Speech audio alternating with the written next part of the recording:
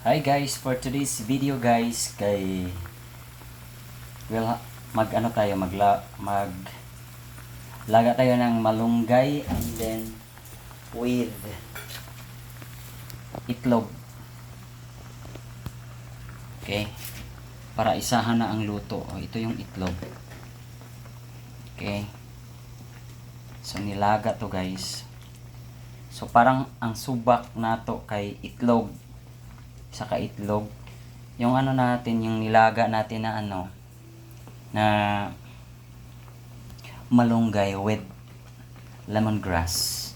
So ayan, so sobrang to, pangpalakas ng katawan. So ito lang yung ulam natin for dinner. Ayan, so masarap to guys. Okay, masarap to.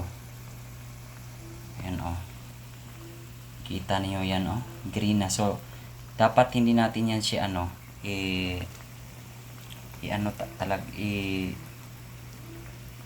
paluto ng sobrang luto. So I think okay na yan. So guys, patayin na natin guys yung gasol. Ayan.